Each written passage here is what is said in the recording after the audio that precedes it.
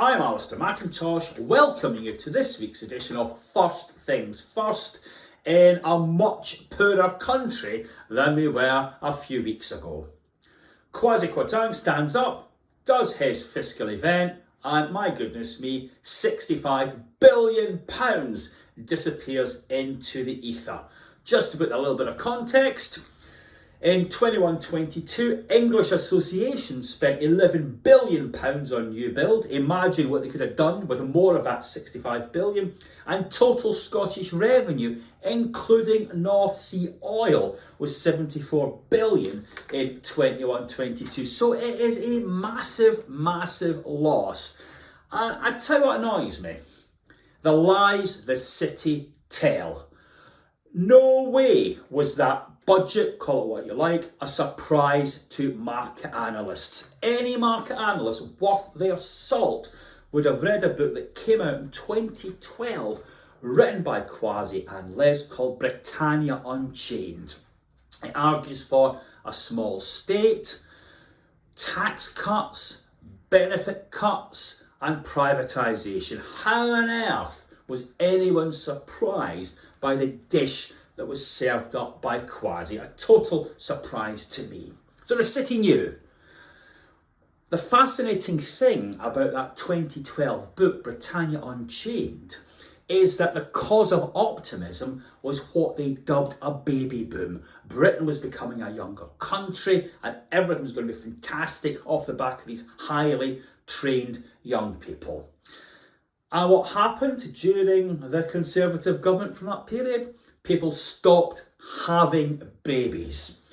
The birth rate dropped from 12.5 per thousand in 2012 to 11.3 per thousand today, and it falls off by roughly 0.5% a year. So we're not getting this bright new generation coming through to drive the economy. The whole anchor of their strategy and plan has completely disappeared. Now, many of you will be going into bored away days over the next couple of weeks, trying to get to grips with what this new type of government means for you.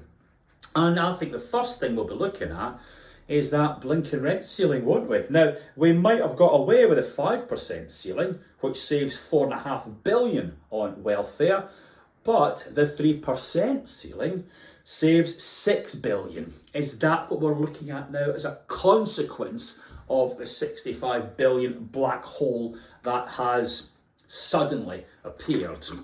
Now, I don't think the new government is going to be that keen on regulation, so I'm wondering what will happen to inspection.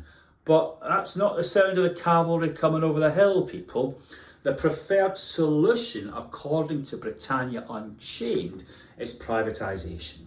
So if you get into trouble over the next year or so, you're not going to be put into some other nice housing association and amalgamated. You could potentially be put out to the market. So now is not the time to drop the ball reputationally, on performance or on finance, because the consequences to your organisation could be absolutely devastating. Last point I want to make is that obviously Labour are riding high in the polls, they're 30% ahead. There has to be the possibility of a Labour government coming in at some point. Lisa Nandy delivered a very good speech to the conference talking about council housing, and she wanted council housing and the social rented sector to overtake the private rented sector.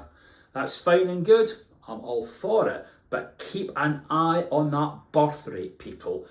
In your longer term plans, you might be looking at marketing, not rationing rented properties, which would be a huge seismic shift. Now, to play us out, we've got a lovely band from the Arsenal at the weekend that will ingratiate me with Keir Starmer, because he wants the Labour Party, like Arsenal, to get back to the top of the pile. And if Liz Truss stays in, well, here's my proposal for running the last night of the proms on the cheap. Thanks for your attention, and I hope to see you all again soon.